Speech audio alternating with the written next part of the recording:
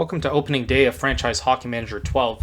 This year we decided to start off with the Boston Bruins. I mean, if you look at them in the Eastern Conference, in the Atlantic, they're not doing too hot, 8-3-5. I wouldn't say that their team is necessarily good, necessarily bad, but obviously losing Brad Marchand, you have to think that they're going to be rebuilding within the next little while at least. Just looking at their roster real quick, we'll end up doing a deep dive on this, and then we'll do the training thing a little bit next episode as well. But we're going to just more so just see what we have to work with here. We have Pasternak and Swayman. So Pasternak we're probably going to end up keeping. Same thing with Swayman, unless there's someone else that really jumps out, or maybe that contract is a little too much. We might make adjustments. Even McAvoy as well. Someone like Lindholm, I could see us moving on from. He is 30. I know he's around the same age as Pasternak. I'm not necessarily tied down to any of these players. I know some of them have no movements and no trade clause as well. But just looking at it, there's one 5-star player. There's two 4-star potential players with Swayman and McAvoy. I'm surprised that Swayman hasn't hit his full potential yet. But McAvoy has at 27, which still seems kind of like a little bit of a stretch. I would imagine that he would be able to progress just a little bit more, but he is more of a stay-at-home defenseman, kind of an old-school guy, or I guess shutdown defenseman. More of a defensive player, so we obviously need to pair him up with more of an offensive one. But we'll look more at the contracts in a little bit as well. But like I said, there's a lot of 3-star players and a lot of 3.5, so doesn't look like it's that great. And then we'll look at the cap hit, but we'll look more in terms of the years after. So Pasternak, 11.25 for the next 6 years isn't too bad. McAvoy, 9.5. I mean, for a starting defenseman, it's not too bad either. And Swayman for a goalie over the next 7 years, 8.25 is not too bad either. Lindholm's sticking out just a little bit. I'm not saying that he's not good, but I mean, there could be other players that we can end up getting. He got 47 points last year.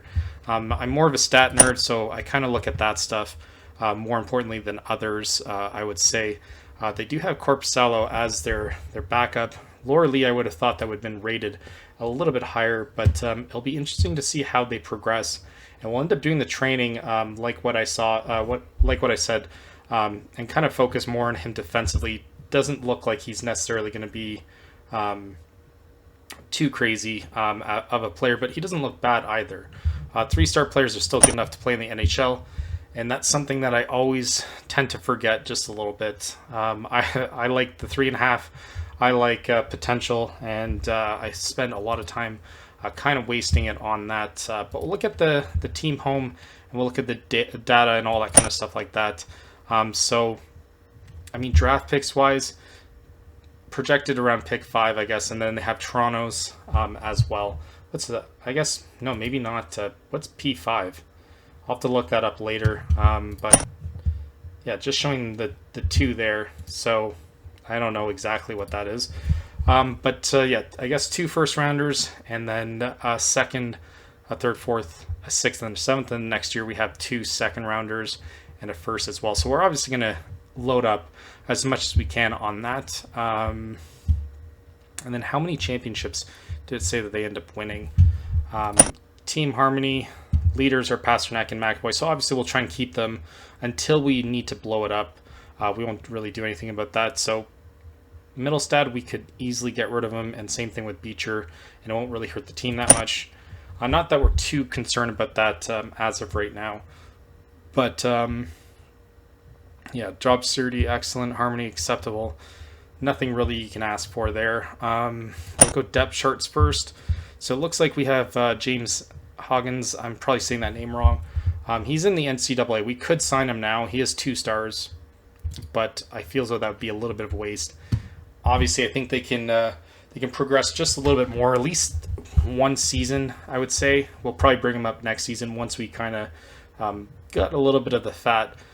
Just a little bit, but it looks like he's going to be more of an offensive player than necessarily a defensive player. Obviously, it's subject to change, but I don't think you can necessarily train them either, but we'll look more in terms of development as well. We also have William Moore as another center that's coming up, but that he might be a couple years away. So he's only 18 now.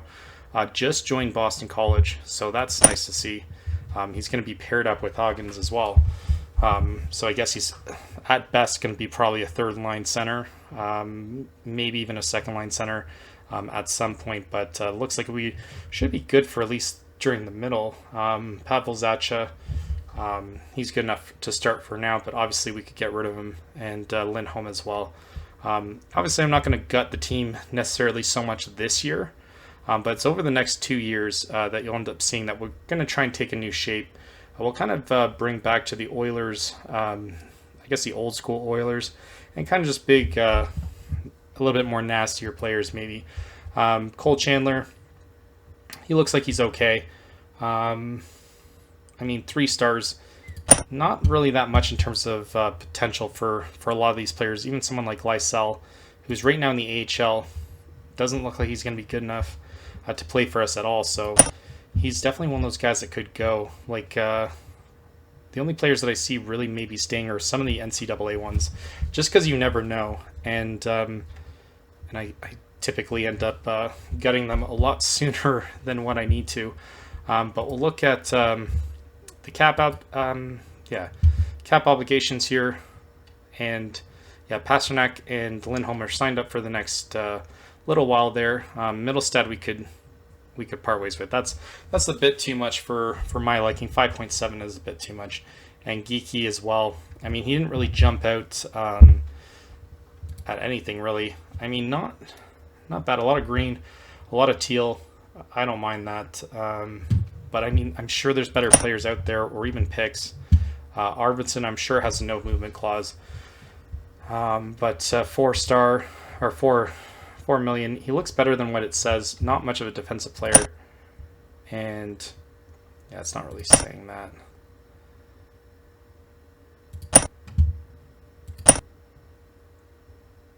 And it doesn't say that there's no movement clause. I thought there was in real life, but I could be mistaken, or that could be a glitch. Someone like Kurali, for that much, not bad. We could obviously keep him, but we could also get rid of him for something 32. And then Beecher, I don't really see us sticking with him, especially if he's only a 2-star player as well. Defense, I don't like Zadorov. We're going to probably have to get rid of him. We'll shop him around and see if we can get at least something, but we'll probably do that next episode once we go through the training and everything. Jordan Harris I thought should be better. I actually have a signed rookie card of him, so I was really hoping that he would actually progress a little bit more. I would have thought they'd rate him a little bit higher. I didn't really do too good for Blue Jackets or Montreal. I think he was supposed to be a good prospect, but didn't really pan out, I would say. And like I said, Laura Lee, I think he should be better than what's showing. We also have Henry Kuchiarju. I say that name wrong every single year. His physical ratings look good, but I guess an average defenseman. Decent mental, though. So shut down defenseman a little bit, but still, the fact that he's only 2.5, not good enough, I would say. Looking at free agents, though, I haven't really seen anything that really jumps out. We'll go back to it, to the goalies after, because I think that's an area that we might need a backup, but usually I like to get a veteran for that. Carter Hart, after the allegations, we could pick him up, but I'm surprised that they're rating him so low. We wouldn't be able to see that. How much does he want? 2.5. So, I mean, we could. But I don't know. It's up to you guys, really, if we should end up giving him a chance at redemption. A lot of these players that are now not being prosecuted or anything like that. But, I kind of doubt that a lot of these players end up actually making it to the NHL. So maybe we should make it as realistic as possible and just not pursue anyone like that. Swayman's locked up for the next while. And Korpisalo, not a bad backup. We might actually keep him unless we can get rid of him for something better. Because 3 million is not that crazy. But we'll look at some of the teams in the standings here and see kind of where we're projected. Looks like team harmony is acceptable. Our strengths are goalie and right wing, obviously, our 2 best players. And then weakness is left D and center, which is weird since we have a lot of prospects under center. Current outlook is balanced, and next season outlook is balanced. We'll take a look at the West first. Yeah, Knights win now. Rebuild, obviously. Balanced. Rebuild. That's not shocking. Win now. Balanced. Balanced. Balanced. Which I'm shocked by Flames. Flames look like they're terrible this year. Win now. Win now. Balanced. I think Utah's actually a sleeper for sure. Predators. And then Avalanche win now. How is Blackhawks still under rebuild? I'll have to look at their team in a sec. Win now as well. There's a lot of win now teams in the West. It looks like the playoffs are pretty much already set. But yeah, we'll take a look at... Geez. Their team looks obviously better than ours. Bedard, Spencer, and I guess they haven't reached their potential yet.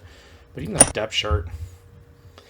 Frondel, Vanacker, Lev Shunov, and Boisfer, and Rinzel as well. This team's actually going to be very difficult to beat in the next couple of years.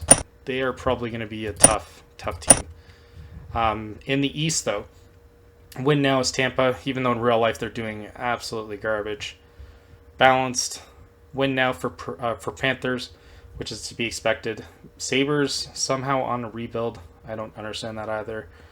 Montreal Canadiens balanced. We're balanced. And I'm surprised they're not win now. They're terrible at right D and right wing. I guess losing Marner is probably what it's showing there. But one of our rivals there, Nylander and Matthews and Nyes. So their first line there. I mean, as long as we don't end up getting destroyed by Toronto this year, we should be fine. Both of them are fierce rivals. I would say Canadians are more so. And everyone knows that I'm a big Cole Caulfield fan. Obviously, we would never be able to bring him to our team. I understand that. And, I mean, just looking at them, they look like they're going to be a tough team to beat this year and next year and the year after. Demidov looks like an absolute monster. I've seen a couple of his games, and he's putting up points for sure. Carolina, they're under win now as well. Capitals win now, and Blue Jackets balanced. But I think they're a good scoring team, I would say. I'm surprised that it shows so many weaknesses. I don't think they're actually as bad as what it's showing. Devils balanced. I feel as though they're more win now as well. Yeah, just look at that. They look like a monster. That's going to be a difficult team to beat as well. So this is why I'd say that we have to kind of rebuild. There's only like probably a handful of players that we can actually keep, because these players are going to be, or these teams are going to be actually insane to end up competing with. Surprising to see Penguins on rebuild too, and same thing with Flyers. So I mean, the East is up for grabs. We could easily make it with like a terrible team, because there's only like 4 or 5 that say win now, but most of them that are balanced should be win now though. So maybe we could squeak in this year, but I'm not really holding my breath here. I'd rather gut it and load up on picks and hopefully develop some of these players, because we only really have one player that seems like a slam dunk right now. Oh, that's the wrong one. Dear God. We'll go to us. That was anticlimactic there. But yeah, no, it just looks like we have Huggins.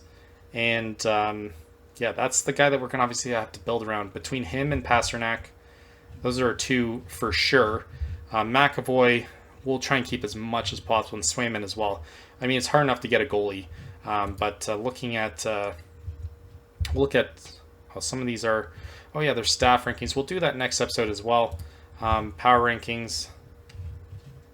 Yeah, Martoni, Misa as well. So obviously none of these players I can probably end up getting throughout our tenure, unless it's a little bit later on. Fractured wrist indefinite, dear God. And, oh no, I thought that was for Montreal, I was going to say. But I think Luchenko is. Yeah, no, Luchenko's Philly. System ranking, let's see where we kind of fit here. Boston Bruins is one of the worst teams. 22nd. So yeah, Huggins is number 1 out of everything. But then you have Moore, that's 50, 142, 154, and then 169. Yeah, we're not... I'd say we're towards the bottom of that. So obviously we need to kind of add a little bit more to it for sure. And we'll look at alumni and stuff like that after. Positional rankings, I always like to look at this. Pasternak, at least top 6 in the league. So obviously he's a guy that you have to keep. I don't know if you would be able to command several first-round picks for him, but I highly doubt that the game would be that advanced to be able to do that. But yeah, McAvoy, also top 8 in terms of defensemen. So one of the reasons why you obviously should keep him as well. And then even then you look at Bobrovsky, top 10. At least we're in the running when it comes to a top goaltender. So at least if you're in top half of the league, I mean, you definitely have a chance. And a lot of these players are kind of starting to age out. Markstrom 35, 32 for Connor there, and then Bobrovsky's 36. So there's definitely opportunities for us to get for our goalie to be one of the top in the leagues. Obviously, we'll try and draft one within the next couple of years as well, just in case. I always like drafting goalies. I kind of go through them a little bit, but once I kind of stick with one, we're pretty much set. So we'll end that here for now. Hopefully you guys like this series. I'm going to try and do the best that I can to try and keep it as Boston as possible, and not try and do anything too finicky. I'm going to try and make it as realistic as possible. But next episode we'll end up doing look more of the new features. This is more so just an introduction to see kind of what we have. And yeah, we'll take it from there. And yeah, we'll look at a little bit of the new features that they have this season. But hopefully you guys like this. Leave a like, subscribe if you want to see more, and thank you for watching. Until next time.